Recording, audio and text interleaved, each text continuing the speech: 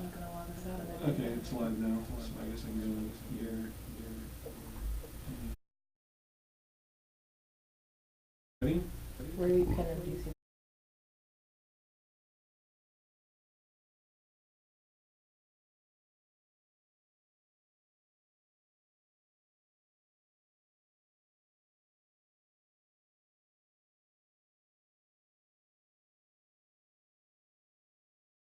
Good evening, Lake Elsinore. My name's Steve Manos. I'm the mayor for the city of Lake Elsinore, and tonight we're having a Lake Elsinore live talk. It's a chat. We're going to be doing this in somewhat of a town hall fashion. I'll provide some updates as they come as we are having a conversation here about some of the things that are happening within the city and taking live questions from you, the audience, about anything that you might desire, anything city related. We're going to be doing our best to go ahead and do this on the spot. Now, this is new for us. There will certainly be mishaps and probably some details that we've overlooked. But this is just kind of a quick and easy way of going ahead and communicating with people without them having to come out and do the whole town hall thing. So looking forward to communicating with the public. And again, if you're just joining us, this is the Lake Elsinore live event. We have lots of things happening all around the city of Lake Elsinore right now. Lots of projects, both city projects as well as private projects that are happening. These projects are very exciting because they are tangible things that we can see that are actually showing progress and improvement within our city. One of the things that we're very proud about right now is that we're starting to round out the process for the improvement for Lincoln Street, as well as Grand Avenue, the portion of Grand Avenue that's actually in the city of Lake Elsinore. This was a road that was very tired and needed to be updated, and we were able to go ahead and secure the funds necessary to actually improve that road, and looking forward to seeing that completed here in the not too distant future. We're going to be doing road striping as well as completing the traffic loops. That's the little devices that sense cars that come into the intersection. We just wanted to go ahead and make sure that everything's done right, and that should be done right around August 15th and August 16th. We've got a couple of people that are coming in. James Green says hi. Hi, James Green. How you doing? And we have our first question of the evening. What is the update on the sports complex? The sports complex is a project that has taken multiple years for us to go ahead and get into its current spot. It is a private development that will be built with no public funds. So no tax dollars are going into this. This is a very different type of project than what folks may remember from the Diamond Stadium many years ago. The developer, who has been going through the process of getting approvals and making sure that the project is going to clear things like CEQA, they've gotten to the point where they started grading, and unfortunately, there was a skull, a human skull, found on site. That stopped the grading for the most part, as it was submitted to the tribal review professionals that would oversee things such as that. And what's happening right now is a conversation between the developer, the city, Pechanga, as well as the Spoba tribes in the area, and we are going through the process of determining what kind of mitigation we're going to do or require in order for the project to proceed. So that can take some time. It's a very sensitive issue, and having that, showing respect to that cultural history is very important for our area, and it's something that we have to very strongly pay attention to, because today it might be something where we find it's important, like the sports complex, which is important to us as a city, but tomorrow you may find maybe Pechanga is talking about something like leaps, for instance, and we're gonna expect Pechanga to go ahead and hold the Nevada Hydro folks' feet to the fire. You're going to go ahead and see same type of the treatment in terms of both projects. It's going to be very they're going to go ahead and make sure that things are getting done correctly. Here's the next question. Hello, Mayor. Question for you. This is from Valentina Rocknick. What's going on with Railroad Canyon's off-ramp? Like right now, the traffic is backed up to Main Street. This means people are stopping in the slow lane, traffic too, beyond dangerous all around. We completely agree. We are aware of this particular issue. We've been engaging with our traffic engineers. Our traffic engineers are talking with the traffic engineers with Caltrans.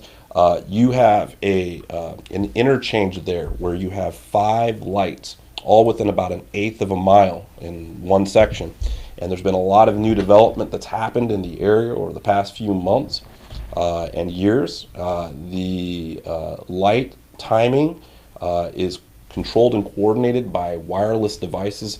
And the really hard part is the 2 lights where the on-ramps and off-ramps are coming off the freeway. Those are in the jurisdiction of Caltrans. And then the other 3 lights, Grape Street that turns into Summerhill, and then the next light, which is Auto Center, which turns into Casino Drive, and then of course Lakeshore Drive, which turns into Mission Trail. Those 3 other lights are all coordinated to go ahead and work so that it improves traffic flow, and depending on what time of day, the timing changes to allow the most flow to happen from the places that are most important. I can tell you that the engineers were out on Friday, this last Friday, and the report back was the traffic was working and the lights were working as intended. And I think over the weekend maybe something slipped, or maybe there was an issue, and it looks like it's not working again. So we have staff that's reached out to the Caltrans folks, and they have to come in together and go ahead and fix those issues. Clearly, there's a problem either with the synchronization or there's a problem with the timing. Clearly, there's a problem with the number of cars going through. These are things that all will be resolved in a final matter once the Railroad Canyon Interchange project that we have been planning for years starts working through. And the Railroad Canyon Interchange project is a $35 million project. If you haven't heard about it, you're welcome to go ahead and Google, get on your search engine, your preferred search engine, and look up Railroad Canyon Lake Elsinore project, and you can get a lot of details about what that's going to look like from there. Do we have, so here's our next question. Marlene King writes, what's going next to Lakeside High School? That is a housing project. It's single-family detached condos that will be put there, about 162 after all the phases are finished. The project promises to bring parking all on site, which is great.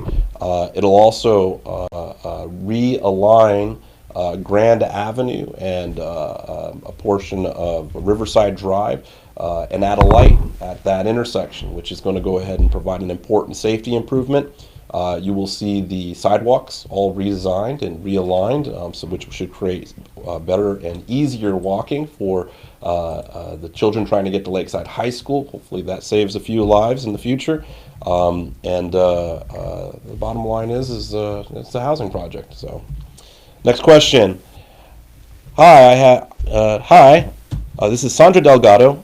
She says, hi, I live here in Lake Elsinore for 14 years already. Why don't we have a homeless shelter? That's a great question. The city of Lake Elsinore does not manage social services within the city. Largely, in order to go ahead and get significant funding for things like homeless shelters and whatnot, the cities or counties even have to be greater than 250,000 residents, which is something I didn't know until I was on one of the regional boards. City of Imperial, for instance, has to defer to the state to go ahead and provide their social services. Our city is only 63,000 residents large, and as such, we don't get huge chunks of funding. Everything goes through the county. So we rely largely on the county to go ahead and provide those services, those types of services. That said, the city has been aggressively going after other smaller pots of money for things like transitional housing, for instance. And we were recently awarded, what was it, $1.5 or $2 million? It was about $1.5 million to go towards just such a cause. It's a politically sensitive issue. There's some people who would say, warehousing people, that's not the goal. Homeless shelters often attract other homeless people. It gives excuses to other cities to send their homeless people to a specific area. And if you don't believe that, ask Hemet or Riverside. Both cities have complained openly that they receive a lot of homeless individuals from other places, and the justification is that there's a homeless shelter there and medical services that are more robust than other places. That said, we've partnered with a great community partner in SWAG. We've also been working with our other cities in the region to go ahead and develop consistent guidelines for our police and code enforcement folks. And so we're applying these measures very successfully, by the way. And while the rest of the state is seeing an increasing surge of homelessness, our city's been able to actually stem the tide and actually keep it maintained. We're getting reports from our code enforcement teams that areas that typically used to see a lot of homeless and transient encampments, where we were removing people, especially near like the lake bottom, for instance, though there's not nearly as many people down there anymore as we used to see. There's not nearly as much debris that's floating into our lake as we used to see. And these are all spectacular results as far as we're concerned. If you follow my mayor's page, you will see many posts about the efforts that we're making, and that includes getting people off the street permanently. And that is an excellent thing, and I think we're making progress there.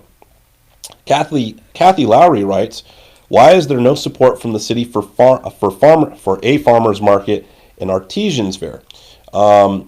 An artisans fair, I think is what that meant. Okay, so the city has supported efforts like that in the past. Unfortunately, some of those are up to private individuals to go ahead and put together. The city has quite a few events that we put on through the year, and we're still a small city. So we have limited staff, we have limited time, we have limited power.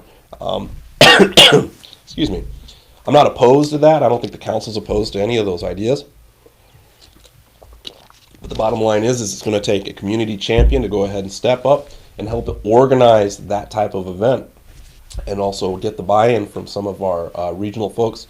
This means everything that goes with the public safety aspect of having those types of fairs, making sure we have traffic plans so that these events don't interrupt traffic in certain areas, or having proper security to go ahead and make sure that any problems that might come from the individuals on site are managed. So these are all things that we have to take into consideration, and anyone who's kind of schedules any type of event has to take into consideration. Rob Duckworth, any update on when Walmart will begin construction? That is a phenomenal question. As a matter of fact, we've been asking Walmart that question for well over a year. The latest update that I've received on Walmart is they're an approved project, fully entitled. So the city recently extended their approvals in January of this year. Their permits expire in February of next year. And so they have to get through the building permit process. They've submitted their building plans and permits and whatnot. They're on their 4th round of plan check, which means that they're pretty far along in the process. And what I'm being told is that you're looking at a groundbreaking at even as late as February. I think that is an incredibly late time period to wait till the last minute to go ahead and break ground is crazy. And there's also been word that Walmart's pretty much pulled out of all the cities in the area. They were looking in Menifee, they were looking in Wildomar. As a matter of fact, I'm being told that we're the only new Walmart project that's planned and still moving forward in the state of California. So we'll see if it happens. At this point, the city's encouraging. We're making phone calls. We have an ombudsman that contacts Walmart to go ahead and offer updated services. That ombudsman is telling us that the developer is working as hard as we are in order to go ahead and get this processed and get the whole thing moving. But yeah, we're looking at a groundbreaking probably early next year, hopefully. If not, they may pull out. All right. Jason McKenzie asked, when can the concrete barricades be removed next to Withrow Elementary? That's a great question. I don't have an answer to that question. I believe the barricades are there to go ahead and prevent people from driving off of the paved road and off into private property that's next to it. Oh, and there's also the barricades that are there from the floods. And we've left those there because we've been getting word that we're going to have another wet season, and those barricades are very difficult to get. So we would prefer to go ahead and keep those there in order to go ahead and have them available and at the ready, just in case we need them this next year. Excuse me. Losing my voice. Thank God we only scheduled this for a half hour. All right. Next up. Will there ever be a paramedic unit engine back at Fire Station 10? Yeah. Eventually, we do intend to go ahead and put a paramedic or unit back there in Fire Station 10. As many people know, we are currently dealing with a $1 million shortfall in terms of our budgeting. So budget's been tight. Largely, those overruns are due directly to increases in public safety costs. We got a bit of a reprieve on our police budget, the increase that we normally see year over year. But for instance, the police budget's gone from like $8.8 million to $14.6 million over the past 6 years, and we haven't increased service in any way, shape, or form. So that's largely what we've been having to go ahead and deal with. So the choices were, do we go ahead and partially pull some staffing out of Station 10, or do we start removing police? So those are by far the two biggest budget items on our budget. And we didn't think doing the police thing was the good idea, so you had to make choices a couple of years ago. The city's looking at a lot of different options in terms of going ahead and streamlining the costs that are involved with police, and looking at other places where we can go ahead and trim. We also have a number of, well, as I mentioned, projects happening in the area that will help go ahead and increase sales tax revenue within the city. So we're hoping that we can go ahead and get to the point where we can go ahead and restore the staffing at those particular areas again. All right, let's see here. Pam Espinoza writes, "We need pickleball courts in the city. What can we do?" Yeah, we heard about this. Pickleball apparently is the new national pastime here in Lake Elsinore. A lot of pickleball fans. Many pickleball fans have written to me and told me about pickleball, which I've never seen played, nor have I ever participated in before in my life. But what I'm basically told is that you basically take a tennis court and you chop it up and you got pickleball. We're working on that right now. We've identified some places where we could probably go ahead and modify some tennis courts for pickleball. Our community services department is working on that right now, and maybe this funding year, or possibly maybe as late as like July of next year, we may have some results and progress on that. But we've heard you, all of you pickleball enthusiasts, and we are responding to that as quickly as we possibly can. Nate Lau writes, "Is there a plan of action for the next flower epidemic?" Yes. So poppy madness hit the city really hard this year, and part of that epidemic was the increased media attention that we received, both from traditional media sources as well as social media sources. And so we're prepared with a plan for next year. The plan largely looks like the plan that we had from last year, probably maybe a reduced version of it. We don't expect the same type of response that we got in the years before, especially because it takes a special type of rain versus drought event to go ahead and make that happen. So we will get some visitors next year, and we are prepared for that. But our response is going to be staged depending on the amount of visitors we get. I mean, we could be back to shuttle buses and closing off the hillsides to everybody except for people that are directly coming from those shuttle buses again. But largely, our public safety officials and the county and the emergency management division department is going to go ahead and make those calls. It won't be a political decision. What is being done to improve the business around the lake, i.e. the abandoned boarded up buildings? near Four Corners and next to the lake entrance, can we start getting businesses in there to boost productivity in our area like a nice lake town? Well, I think we have a nice lake town. There's always things that we can go ahead and improve. The Riverside Drive area obviously has been economically dilapidated and depressed for a number of years. And the hard part about development is it's really easy for a government to stop things from happening. It's really hard for a government to make people spend their money. Okay, a lot of the depressed areas are private properties, and while there are codes to go ahead and enforce certain things that usually are public safety related, when you condemn a building, it's because it's unsafe for people to go ahead and enter. Building being ugly is not in that.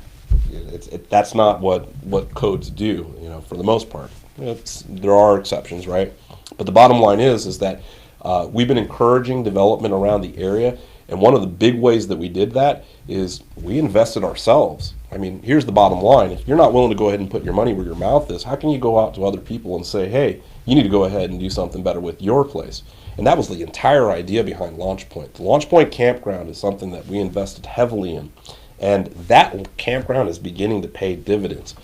Anybody driving down Riverside Drive during the day may notice a construction crew actually working on the big white building with the cinder blocks, and it's been empty and vacant and an attractive nuisance for homeless people for a really long time.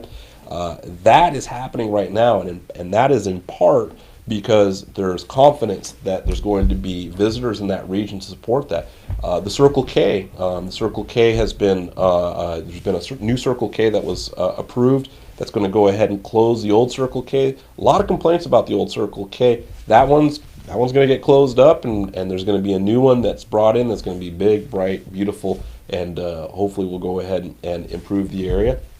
You've got, I just heard that there's some activity right near the entrance of Launch Point. I can't really disclose what that is because it's an ongoing transaction and process, but you're going to see some new development and redevelopment right around the entry point of the Launch Point campground.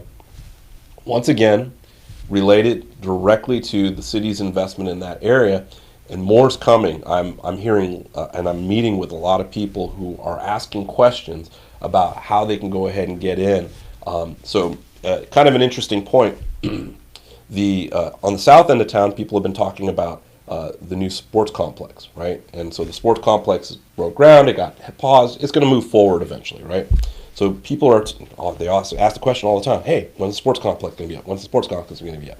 These are investors, these are people ready to spend money in our area. So the south end of town's very interested in that.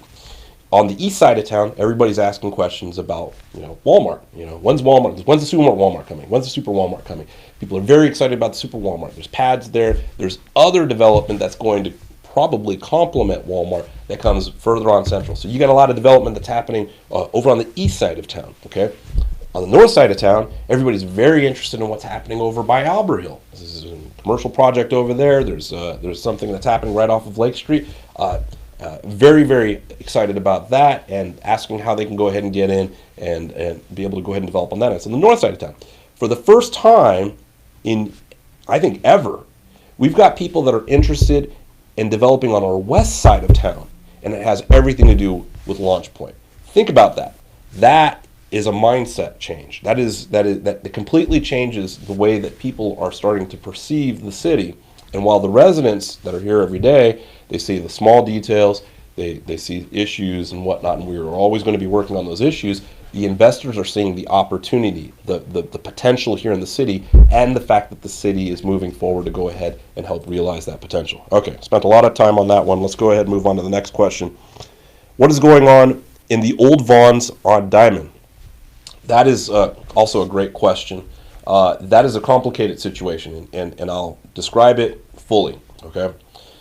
There are some people who compliment Walmart very much so, but they hear that a new Walmart's being built and the old Walmart's going to be closed. So they're scared to move into they're scared to take the old Vons place and maybe partition it up and put complementary tenants in there, right? There are some places that don't do very well next to Walmarts. Okay, so they'd be happy for Walmart to leave, but they don't know if Walmart's actually leaving. This puts the whole complex in a really interesting situation where nobody wants the Vons until Walmart decides what they're going to do. I don't know if that makes any sense to anybody, but it makes perfect sense when you go ahead and think about it from that viewpoint. I believe that we won't see much movement in that and for that Vons Center until Walmart has clearly either broke ground and started to go ahead and in the process of moving.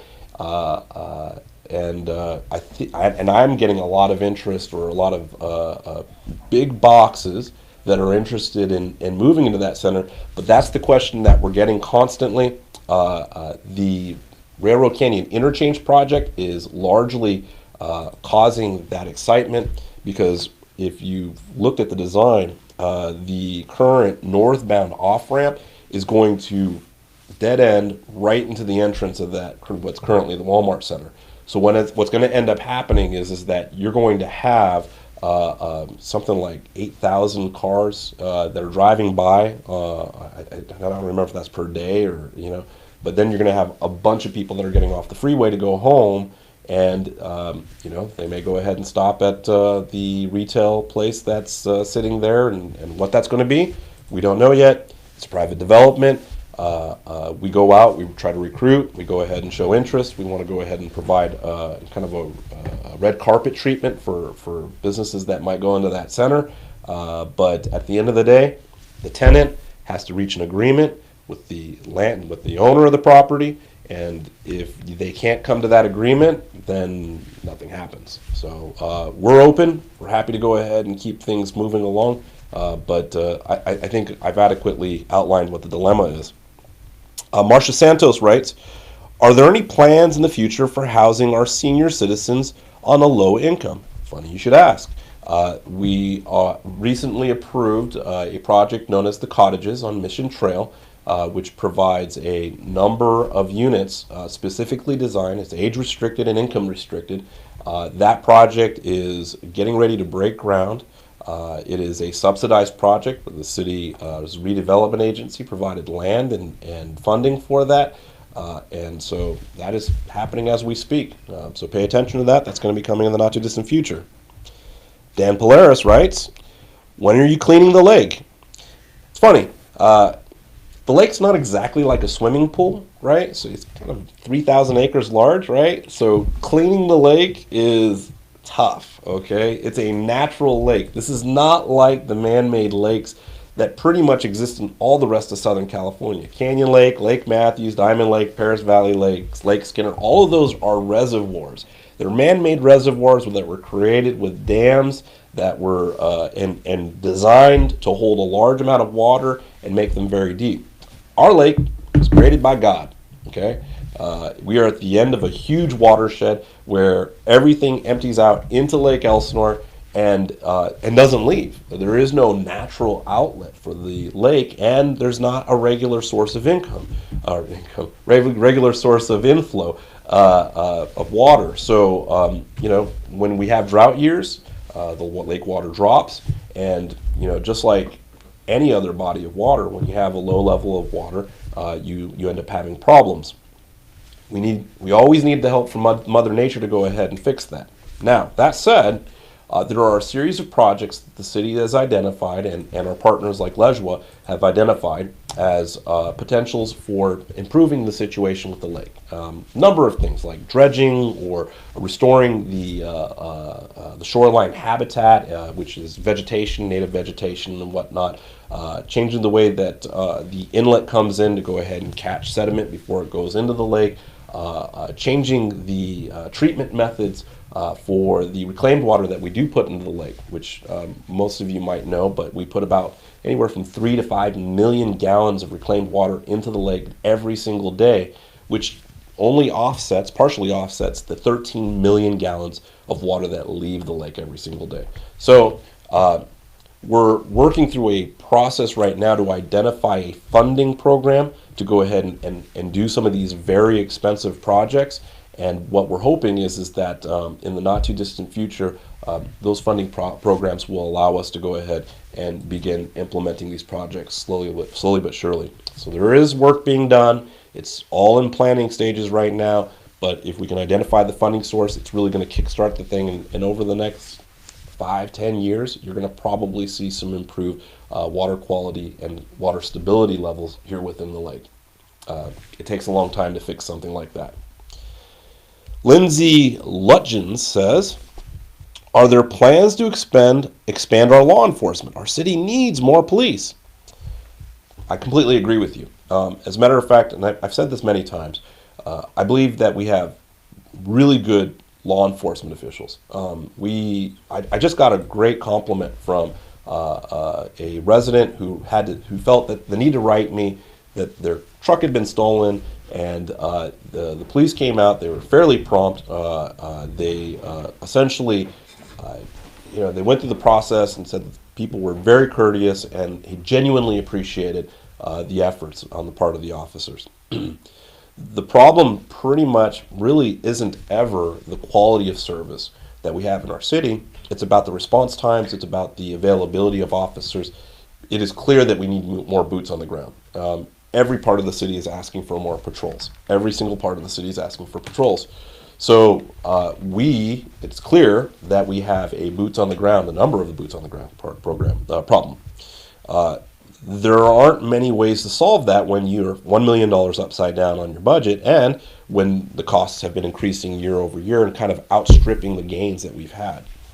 And so we've been burning reserves in order to go ahead and maintain, just to hold the line on police services for the past several years. And so all of that is of great concern. There's only a number of ways to fix this problem. You either need more money, which means that we might have to join some of the other cities in our area with a sales tax measure. I don't want that. We need to look at ways of going ahead and streamlining the costs that are associated with public safety services. We may have to go ahead and look at creating our own municipal police force. We may have to look at joining a JPA. We largely don't have control over the contract rates for sheriff services. That is controlled by the sheriffs as well as the counties of supervisors. The county supervisors kind of make that determination, that final call. And if you talk to the sheriff's working on going ahead and reducing costs. If you talk to the county's kind of promising the costs are going to increase substantially. That leaves us in kind of the lurch. It's really hard to go ahead and add officers and then have to take them away later on. So we are working our best to find different ways of addressing some of the crime issues in our city without A, having to raise taxes, and B, without having to go ahead and impact the level of service that we've been seeing. But it's a tough issue. I'm one vote of 5, so I don't want to speak for the entire council, but the bottom line is that we either need to go ahead and look for ways to reduce the costs so we can add more officers, or we need to look for ways to raise revenue in order to go ahead and meet those demands. But I agree with you, and I think most of us are starting to see that the response times are getting a little long for level 2 items. The priority 1 items are pretty well covered. We get good response as far as that goes. But the little stuff, theft, car thefts, car break-ins, those issues, or just simple patrols. Patrols, it's hard to even say that we have patrols because these guys are running from call to call to call. And if you don't know what they go through, you can always go ahead and schedule a ride-along. You can put in a request at the sheriff's station and kind of see for yourself. It's a tough job, and we're doing our best to go ahead and address that issue, and it's a hot topic. It's going to be a hot political topic here, I think, for the next couple of years. Sylvia KD, how can we stop graffiti? Can cameras be placed to catch these offenders? It depends. Depends on the infrastructure to a certain degree, and it depends on where we want to go ahead and place our pennies in terms of what we want to address most. Graffiti, for this city, we've largely addressed graffiti by implementing what's called a graffiti program. We have a graffiti hotline. We have a truck and individuals that go around every single morning, and they eliminate graffiti throughout the city. kind of the key to dealing with graffiti is taking it down as quickly as possible. These folks are looking for acknowledgement, recognition, things of that nature. So, often they're going ahead and putting their remarks, wherever people are going to go ahead and see them. At 5 a.m., we got a guy that's going around with a truck and going ahead and covering up their tracks so nobody ever does see it. If you happen to see a graffiti, you can go to the city website to go ahead and get the graffiti hotline number. I don't have that memorized, but I'd be happy to go ahead and put it up here later on and we can pin it. But the bottom line is you can use that. You can also use the Alert LE app, which is an amazing app that lots of other places don't have access to, which allow us to go ahead and not only go ahead and see these issues. And code enforcement, they walk in in the morning and they look at the Alert LE list, and there's usually a big long list, and then they go through and they start hitting that punch list. So great thing is once they do go through and deal with whatever issue that you've asked about, you get a notification in return, and that means I don't get phone calls, which I appreciate because, yeah, I get lots of phone calls. All right, next question. JT writes, can we extend our portion of the 15 toll roads? Kinda. So I don't know if this is good news or if this is bad news for you, but RCTC has recently secured the funding that's necessary to go ahead and move forward with the environmental studies, which will eventually bring the toll roads all the way down to Central. So that's the current plan that's underway. I don't have timelines for that because that's largely a regional state of California issue. You're talking about going through Corona, you're talking about going through incorporated areas, and it's the freeway. So, you're kind of talking about adding lanes in the middle of the freeway. So it's not a city thing, but we do have a representative that's on RCTC, that's Councilman Bob McGee. He represents us on that board very well, and so that seems to be moving forward. There also seems to be another effort that's moving forward that was initiated by the city of Temecula to go ahead and add lanes to the 15 freeway to the south of us, which is also great news, I think. I think that a lot of our residents either work or drive through Temecula in order to go ahead and get to work. So you're going to see an expansion there. As far as the toll lanes, I wouldn't count on those being done for another 5 years. It just takes a long time to get through the environmental review and get the construction started and whatnot. With respect to the Temecula expansion, probably 7 to 10 years is probably what we're looking at. And California CEQA law, gotta love it. We're going to go ahead and study the middle lanes that are in between the north and southbound lanes to go ahead and see if there's any endangered habitat there, right? Gotta love those bugs and bunnies, people. All right, Diego Villa. New businesses to Lake Elsinore. We need more stores and restaurant. We agree. Your city council is very much in favor of bringing as many new stores and businesses as possible. I think there's a perception that the city, gets to open up a menu and we go, I'm going to take a Trader Joe's and possibly a Nordstrom's or, I don't know, whatever, just imagine whatever retailer that you're looking for, right? It doesn't work that way, okay? It doesn't work that way. What happens is these retailers sometimes know our cities better than we know our cities. They do an analysis that includes how many people live here, how much money these people make, how dense the development is, how many homes are in an area. And they don't necessarily look just at the city. They look at exits and potential locations where they might locate, right? And then they go ahead and go to 3-mile radius, 5-mile radius, 10-mile radius. And everybody has a little bit of a different formula. They look at the education of the area sometimes. They look at the growth rates. And so for us, what we do is we largely try to go ahead and bring to the attention of these retailers. We say, hey, Lake Elsinore's here, and we're growing. We got great things happening, and the median income is growing, and the number of residents are growing, and we've got all of these great things that are happening. So the bottom line is that we welcome all retailers. We've been actively recruiting retailers. Unfortunately, it's up to them to spend their money. And then if we could force them to spend their money, then, well, shoot, I mean, we'd be somewhere like Russia or China. I don't know. That's not American. So we gotta let them go ahead and make their decision. But we're making the argument. Teresa Elms writes, the Alert LE app only applies to Lake Elsinore, nothing in the county. So what are we supposed to do? The county takes years to do anything. I'm very sympathetic for that. Maybe you can go ahead and make a suggestion to your local county supervisor that the county adopt a similar app. I'm sure we could go ahead and provide the information to the vendor that helped develop the app for us, and they could incorporate it. But it's more than just going ahead and paying for the subscription. There was a whole implementation side of that we had to put together internally in order to go ahead and get our code enforcement officers used to going ahead and checking that and using that as a resource for making changes. The counties don't operate like cities. The cities have, I would say our city per square mile per resident has more robust services, and that's largely because those are the things that you would expect from a city. So that is it's a challenge. I like to tell people that once I leave the city and get outside the city boundaries, I turn back into a pumpkin. So all I can do is provide advice and sympathy, and we can definitely go ahead and have conversation with the county supervisor. I like him very much. We get along great, and maybe they'll adopt that app. So or maybe some better system. I don't know, but clearly it's something that's going to be resident driven, right? Harvey Janice says, "What happened to our motocross track?" Well, the proprietor of the motocross track and the owner of the land that it sat on could not come to terms on an agreement to move forward.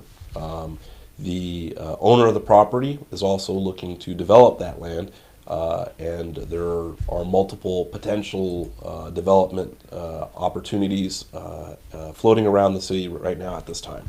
I don't know what's going to end up with the site. I do know that there are other people that are interested in putting a motocross track in Lake Elsinore, but it's going to be up to them to go ahead and find the correct site and to make the proper application and to be able to fund the motocross track.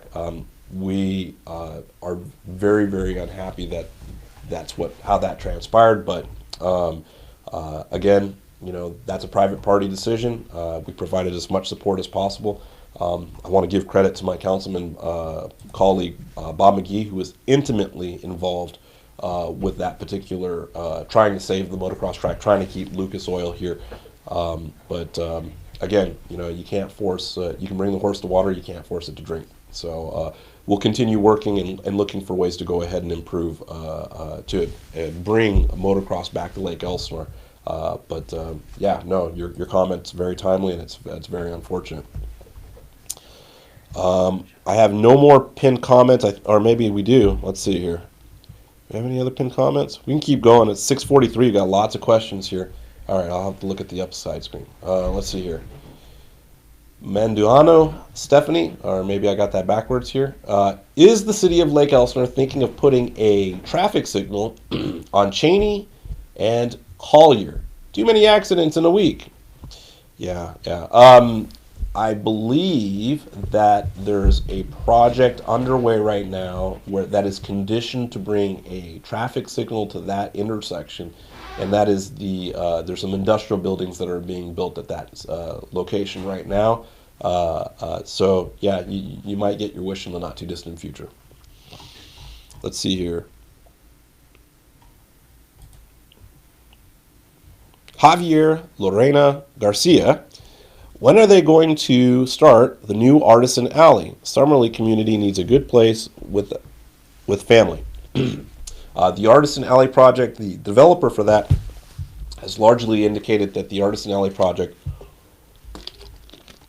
will begin once the sports complex is underway. The two projects are tied together.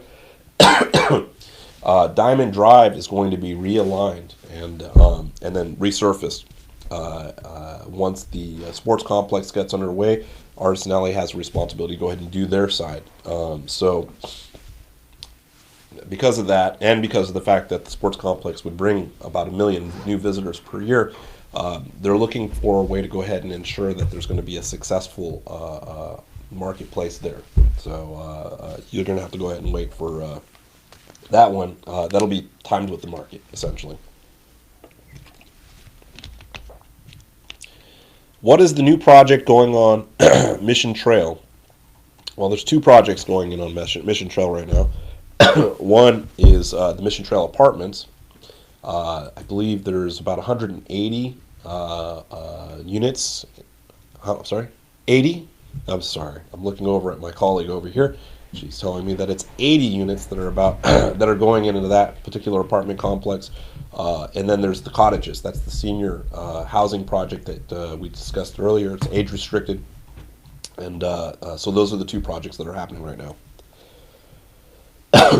Shelley Howard writes, did you happen to see my question on... Oh, no. Sorry, that's not it.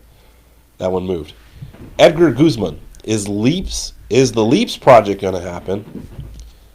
Well, my crystal ball's in the shop. And I certainly hope not. I think that it's my opinion, and I'm one vote of 5, but it's my opinion that the LEAPS project threatens to do more harm than good for our lake. If you know anything about development, then you know that developers don't aim to improve a situation. They aim to mitigate the situation they create. And oftentimes, as we've seen over and over and over again, they undershoot. And that's their job. Their job is to go ahead and do less than anything that they absolutely have to, because that is how they make more money. So if you look at like some of the housing developments that have happened in the area, now we have an overwhelmed Railroad Canyon interchange. Well, clearly we didn't collect enough from either the developments that are in the city or even the developments that are happening like in Menifee, for instance.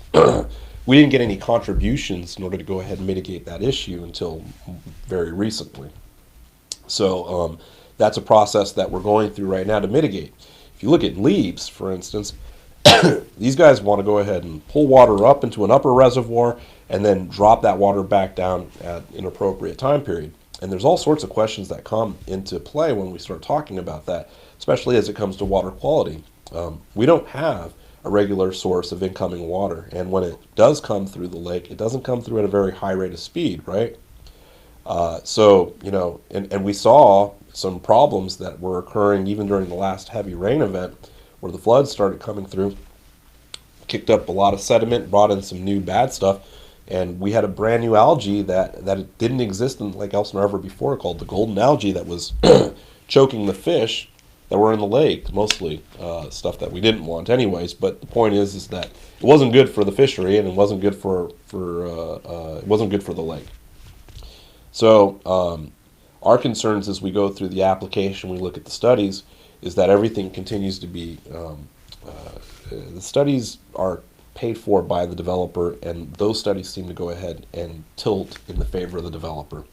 So we're doing peer review, we're talking to the Federal Energy Regulatory Commission, we're talking to some of our legislators that represent this area, we're alerting some of the other agencies that are important to this area. We're bringing a lot of attention to these issues, because while we don't have say over whether it happens or not, we certainly can bring to light all of the problems that it could create and force this developer to go ahead and mitigate everything. At worst case, it's not what we want.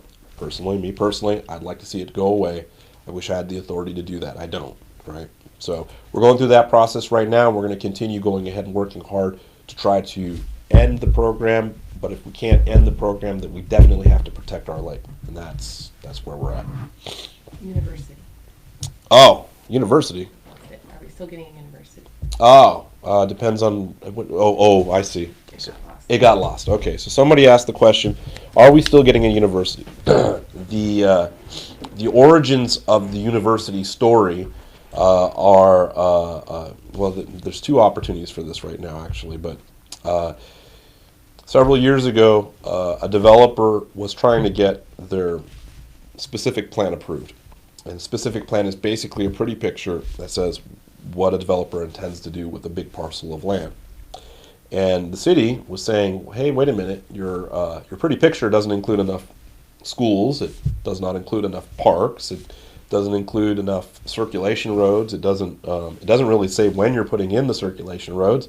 It doesn't say a lot of things, and we've got a problem with that. And so we went through this big, hard fought battle that for years. This happened over a decade. And finally, the developer got creative, and they decided they were going to go ahead and take the decision straight to the people. But, you know, housing developments aren't very attractive to people. You know, who wants more homes in the area? Nobody cares about that. But if you add components to that development that go ahead and are attractive, like a university, or there was another thing that was promised was a hospital, then you can get support for that. Mind you, these are all conceptual. There are no hospitals or universities that were interested in this particular area. Nonetheless, the developer moved forward, and the city began a campaign to go ahead and educate the public, and cooler heads prevailed, and we ended up being able to go ahead and work with that developer to go ahead and change their mindset after the project had already been put on the ballot, and actually work against their own ballot measure while we were going ahead and working out a negotiation for, you know, how their specific plan would be approved.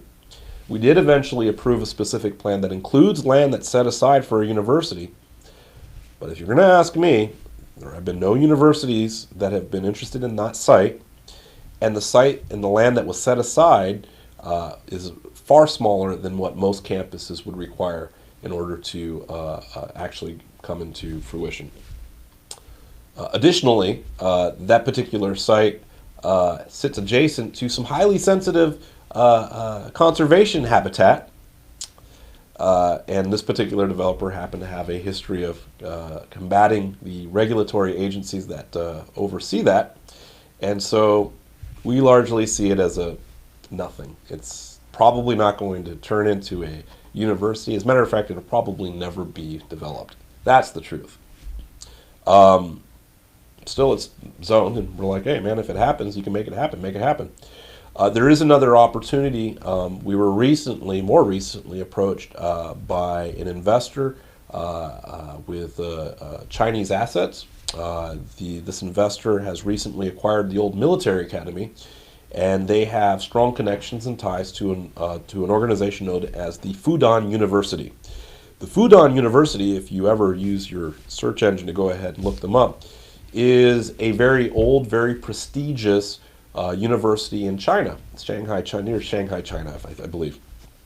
That university is looking for extension campuses, and they are proposing potentially an MBA program which would go on site, and as part of the deal, they would actually restore the old military academy, and they have other plans to that they're trying to go ahead and move forward. But those are the main two thrusts of the effort. That is speculative at best at this time. We're trying to gauge and measure how serious the proponents are. There was an invitation extended to go ahead and have me go out to China to go actually meet the president of Fudan University. I'm told that the university is like our equivalent to Yale, so very prestigious. But the bottom line is that again, my crystal ball's in the shop. I have no idea whether they're going to move forward, and we can't force them to spend money to go ahead and actually develop that out. We can merely lay out the red carpet and offer straight line development opportunities while we go ahead and look for win-win-win opportunities. We're going to make sure it's good for the residents, it's good for the city and keeps us whole, and that it's also good for the people that are moving forward. You don't need boondoggles moving forward. All right, next question. Kimmy Philbrick. Are there any plans on repaving Diamond Drive from Mission Trail to Lake Shore to the stadium? Yes. So earlier you might have heard me talk about a little bit about the Diamond Sports Complex and Artisan Alley, and those projects kind of being tied to one another. And it has everything to do with the fact that the both projects will end up realigning Diamond Drive to optimize the number of vehicles that will eventually come through that area. So we're in a bit of a pickle because we have the sports complex, which has broken ground, and and then there was halted because of the tribal concerns, and then so we got really close and we were moving along, but then we weren't, right? So we're stuck in that, and so the challenge is we understand that the road's not looking great. If the developer's going to come along and kind of tear up that entire road and redo it, So if we spend taxpayer dollars to pave that road, those monies are gone and lost forever. It's not like we get a refund if we tear up that road or we let somebody else tear up that road. So do we fix the road, which really needs a grind and repave, and spend the money on that, which could go somewhere else within the city? Or do we go ahead and wait and show a little bit more patience and kind of live with a road that we know is not in very good shape, as we are very, very close to going ahead and seeing both projects move forward? Right now we're showing some patience. We're continuing to patch the situation. We know that's not optimal, but we don't want to throw money out the window. That's pretty much the problem. I think this is our last question. We'll try to respond to anyone that we didn't get to. All right. Our 30-minute conversation has turned into an hour conversation. So I'm going to take one last question, and then any other questions that may have come through that maybe we didn't get to answer, we're going to do our best to go ahead and respond to those questions, either online or indirectly, or we may save them for the next time. Okay. Janice Pruitt Lamphere writes, "I absolutely love this live feed. Can you do it monthly?" Yes. Okay, that does it. So I hope everybody enjoyed this. I hope it was educational and informative. I think next time what I'll probably do is I would love to go ahead and provide kind of an update on some of the events that are coming up. I know a lot of people look forward to those types of events.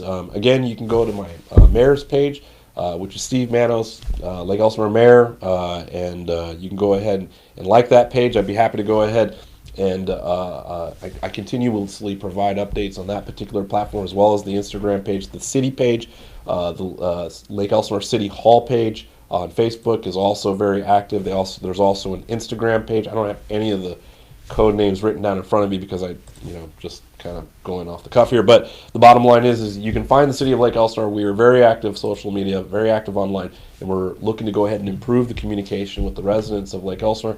I hope everybody appreciated and enjoyed this session. And with that,